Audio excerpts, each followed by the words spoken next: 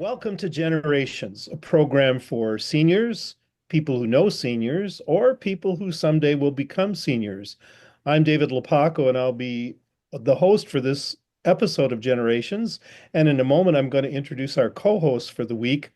Our topic for today involves what are usually called end of life issues, including hospice care, end of life planning, dealing with grief and bereavement, and providing spiritual guidance and support. So it's kind of a heavy topic that way. So I thought in introducing our co-host that I'd get to a little lighter question to start. Warmer weather is around the corner. What are you planning to do to take advantage of that? And since Candy will often accuse me of not answering my own questions, I'll answer that question for me by saying I'm going to finally buy a golf cart, one that you can pull. I've been carrying golf clubs over my shoulder forever, and my shoulder's getting kind of sore from that. I'm going to buy a golf cart, and I want to get out on the links and start golfing. So that's my big plan when the weather gets warmer. Now, as to our co-host, Candy Pettiford. How are you today, and what are you looking forward to doing this summer? I am great today. I'm great to hear about this subject. It's something that I'm interested in, and just to live my life and just get with family in the summer. Okay, and that usually becomes easier. People Yeah, come to the woodwork in the summer that apparently they're holed up in their house, and then you see them on the street or in their front yard. It's like they didn't exist for 6 months. So uh, exactly. I get that. Nadia Giordano is with us. Nadia, how are you, and what are you planning to do this summer? I'm I'm going to get outdoors a little bit more. The last couple of summers I was laid up part of the time. I'm going to be doing a lot of walking in the sunshine. Okay, excellent idea. And then finally, the lovely Rashida Jenkins is with us. And Rashida, how are you and what are you planning to do this summer? What are you looking forward to? I am blessed, thank you. And I am looking forward to getting out in the yard and planting some flowers and maybe some vegetables. Mhm. All right. And are you one of those people who winds up giving neighbors more zucchini than they really want to have? Is that what happens by September? Yeah. If the squirrels don't eat it first. Yeah, that's true. Okay, well, thank you all. Thank you to our co-hosts. And then our special guest for today is really someone who is very appropriate for this topic. And she is Ann McKenna Daggett, who is a great resource to discuss end-of-life issues. She has been a hospice chaplain, and she's currently a professor at Crown College in the ministry department. And so she has a lot of experience with end of life issues. She was born and raised in Kenya, moved to the US early in her childhood, which probably also gives her an intercultural perspective on this issue, which we could certainly talk about. So, Anne, welcome to the show.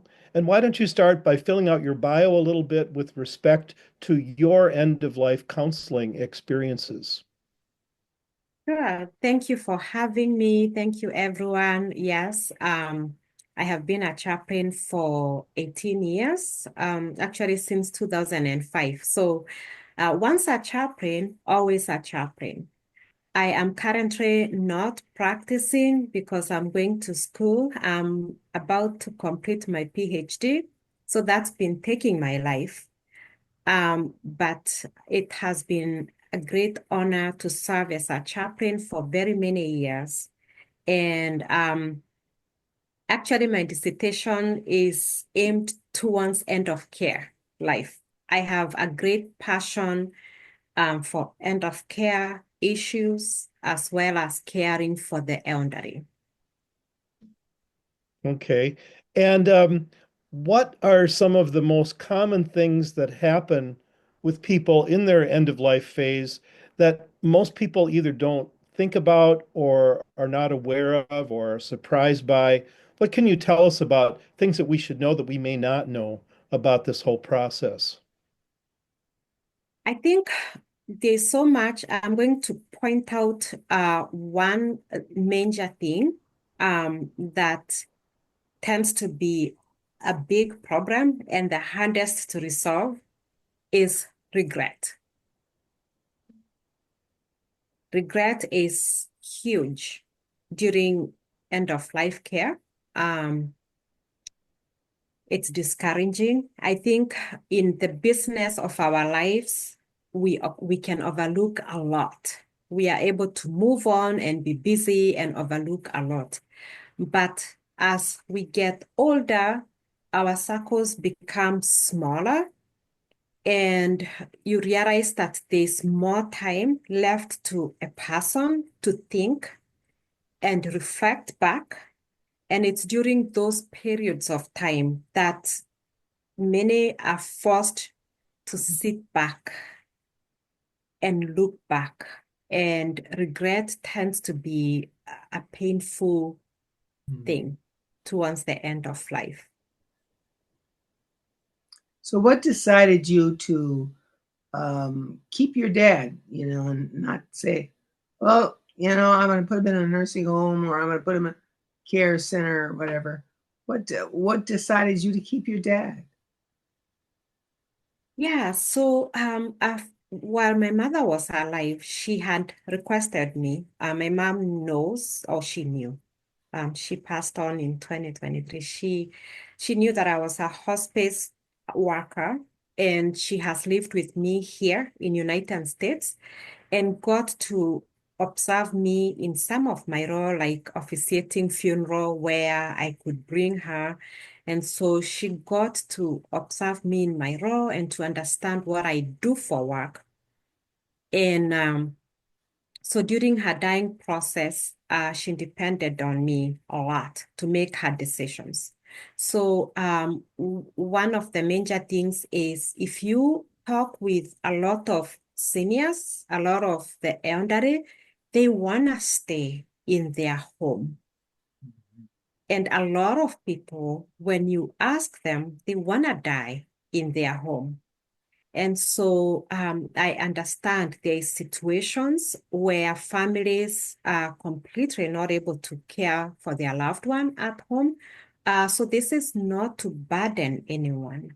But if anyone is asked the question, the answer is usually, I want to die at home.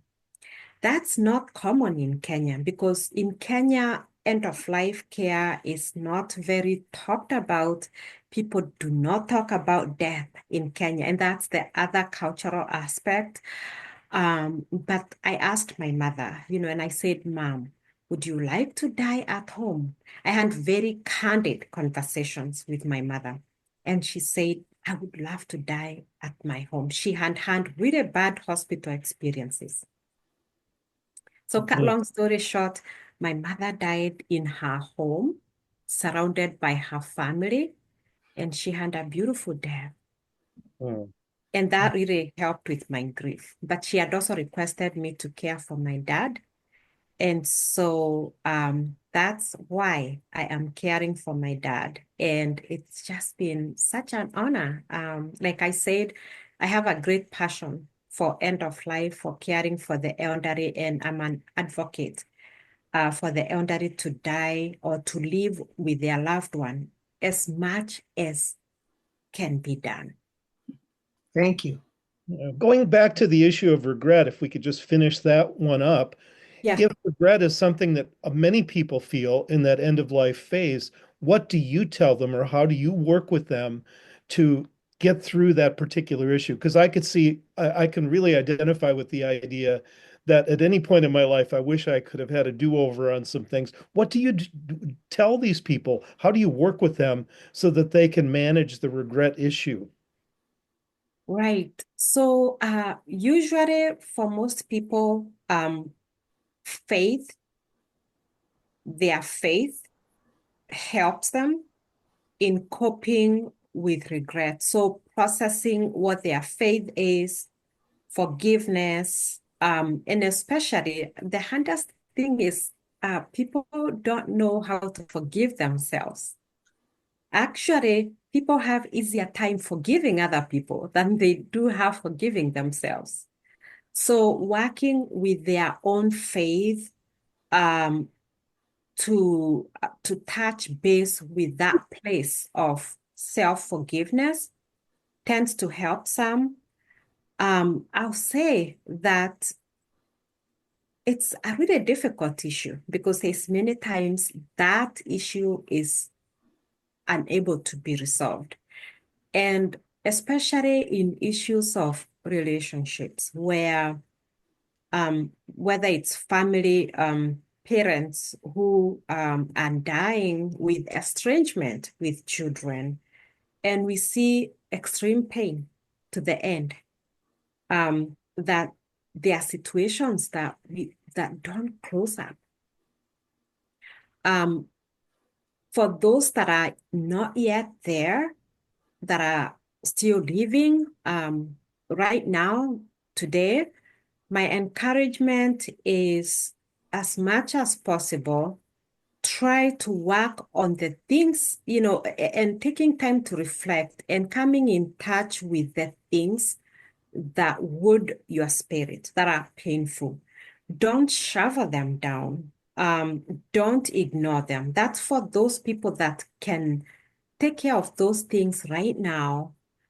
Do as much as you can, whether it's reaching out with your relationships, trying to resolve them, coming to peace around where the relationships are. There are some relationships that are impossible, because relationships take two parties. And so there are relationships where people try and they can't resolve them. But oftentimes when you have done your best, then you can have peace in knowing that you did your best.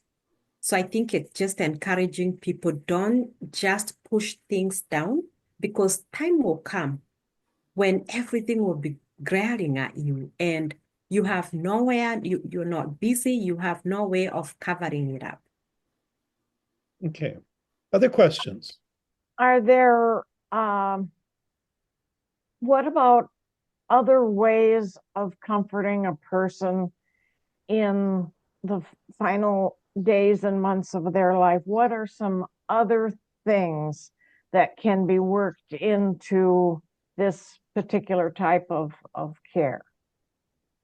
Right. So as a spiritual care provider, because as a chaplain, that's my role, is spiritual care. However, even nurses and the other disciplines are always working towards the holistic approach of care. So we work at, of course, faith is huge, prayer, but one of the things that really also help is reminiscence. Reminiscence, so looking back and listening to people as they share their stories. So we ask people things like, what did you do for a living? And especially men love to talk about their work. It's a big piece of their identity. So we ask them what they did, how they loved their work, their role as fathers, for men who have been fathers. And then for women, women love their families. They want to talk about their family and their children and raising their children. And so reminiscence, looking back, is huge. We encourage families, whether it's adult children, to talk with their parents about their days raising them and telling them thank you. Pick specific situations that you can remind your loved one. Remember when this happened, and this is what that meant for me, and thank you. And this just tends to make the elderly smile, or whether it's even a sibling, and reminding them of the wonderful times that you had together growing up. That tends to bring a lot of comfort and enjoyment to people. Remember, the end of life and the dying process, it's not really about dying. It's about living. People still have a life ahead of them, even when they are diagnosed with terminal illness. So our goal as hospice workers is not to talk about death and talk about death and talk about death.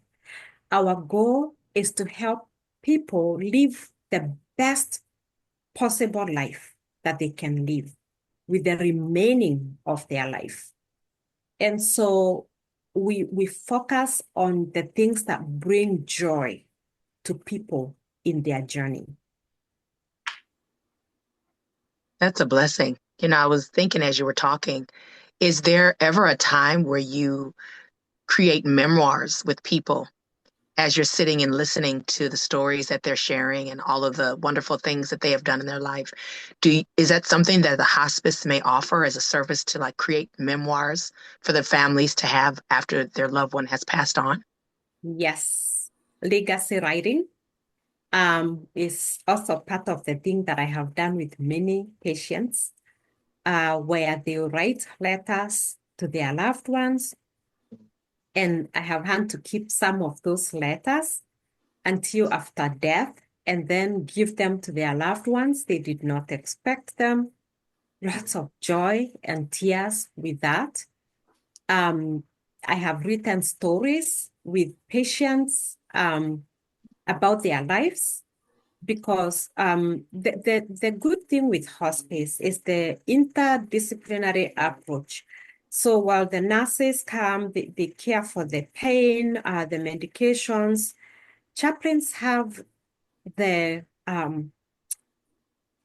honor to be able to sit and listen and write these stories. So I would, with people that were able and wanting to do that, then I would write these stories with them and present them to the family afterwards, and the gratitude, the joy that would come with that. Also for the patient or the person that is either elderly. This is not something just for terminally ill patients, but it's the elderly ones. The elderly, a lot of times they have a lot of time and they don't have very much to do. So that's a great question, is involving them in writing, telling them, let's write these stories to share with your grandchildren, and helping them write these stories. It really brings joy even to the elderly, as they feel like they still have purpose. Thank you. Now, Anne, my ignorance is showing once again here, but if you are working at a hospice, you're working at a specific hospice? Would that be correct? So as an employee of the hospice care, I would be working for a company. However, so hospice is a philosophy. So many times that question has come, what is hospice? And people expect that there's a place they go.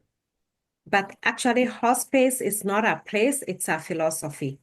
Now, there are hospice houses that are designed to give a place to people in need where they can go and be until they die. However, there are very many people who choose to die in their home, and as hospice workers, we go to their homes. So hospice workers go wherever the people need them. We go to homes, we go to facilities, we go to the hospice houses to provide care to the people. Okay.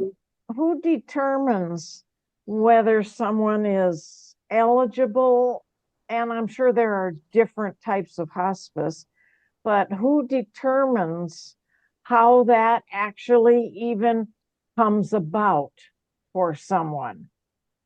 Right. So it's usually the doctor that starts that process. So, okay, so for example, there are diseases that are progressive, like cancer, heart disease, dementia. Many dementias are progressive. So that means they get worse over time. And as they get worse, they cannot be treated to become better. So they keep getting worse and worse. And not everybody with cancer or these diseases is terminal. So many people live with these diseases for very many years, for a long time. However, it comes to a time when the doctor determines there's nothing more we can do to help you. And usually the doctor will say, given the studies, given what we know, you have less than 6 months to live. That is when somebody is considered terminal. It's based on studies. So we see people that are given 6 months and they die in 2 months, in 2 weeks. But there's people that are given 6 months that live for a year. I have had patients for 3 years on hospice. So based on the condition, they get recertified every benefit period based on the condition. But there has to be signs of decline for them to continue to be on hospice. However, death is a strange thing, and only God can tell that. However, I have to say, doctors are usually very right most of the time, because this is something they've done over a lot of years. It's a lot of studies over a lot of years. So I encourage people, don't be afraid of hospice. Hospice is not a death sentence. Hospice care is a beautiful thing. It doesn't mean someone doesn't have faith. We faith people, I'm a faith person, have the biggest problem accepting hospice, because people sometimes can struggle with, can I still have faith in God and still take hospice care? Absolutely. Many people regret that they waited too long to accept hospice services. So when someone is told it's time, you probably would benefit from hospice, I encourage people to venture into that. We've seen people come and actually thrive because they are getting a lot of care and extra attention, and there's more people coming and seeing you and listening to you. And so we see some people thrive under hospice care. So I would encourage people to venture into it. Hospice workers are not death focused, they are life focused. Okay. Other questions from our panelists? What decided you to get into this? What made me get into it? Yeah, what decided you to, I want to get into about hospice and the elderly and all that? What decided you to, because you're not an old woman. I'm just wondering. I'm not very young either. I'm in my midlife, and I'm grateful to be here by God's grace. Yes. Actually, I did not decide. I bumped into it. I was going to school and I was in my master's program when I was introduced into chaplaincy, and I decided to look into it. And then the next thing is I was introduced to a company that I had no idea what hospice care was. So I literally bumped into it, and I got employed in my first job. It was very difficult coming out of a culture that does not talk about death and does not want to hear death. It was very difficult. But thankfully, the company was really good, and I'm grateful for people that can see potential, and they were patient and guided me. And so I grew into it, and it became such a passion of mine. So now I preach it. Are there, and I'm not sure, are Yeah. there government Well, agencies that, are there go ahead, government, Nadia. okay, are there government agencies that help fund these home visits or places that a person can go for hospice care? Yeah, so Medicare covers for hospice. So unless somebody either has a lot of money or very good insurance, Medicare covers for hospice. So people that qualify for hospice, it's free to them. It's a free service. That's a great question, Nandia. It's a free service. And yes, that's a question many people ask is, how do I pay for it? Please just accept it. And the hospice company comes and evaluates, and the hospice doctor evaluates. And once they see someone qualifies for hospice care, then it is paid for you. I have to ask though too, do they keep you pretty drugged up? Somebody said they Oh, keep you pretty drugged up that you're kind of like, you're kind of out of it. Is that I would say the simple answer would be no. The goal, again, is comfort care, as well as, number one, of course, quality of life. And a part of that comfort care, making people don't have pain. The patient and their families are in charge of their care. So we don't come and impose anything on the patient or their loved one. so Ann, unfortunately, we do have very precise end of life parameters on this program, and we've run out of time. Unfortunately, there's so many parts of this issue to be explored, and I really appreciate your being here today. And so we're going to have to call an end to our discussion, at least for today. But I hope you've at least gotten our viewers interested in hospice care and in the chaplain role that you fulfill in that hospice setting. So thank you so much for being with us today. And Nadia, Candy, and Rashida, thank you for being panelists today. And so unfortunately, we have to call an end to things and hope that our viewers will be back next time on a different topic for another edition of Generations.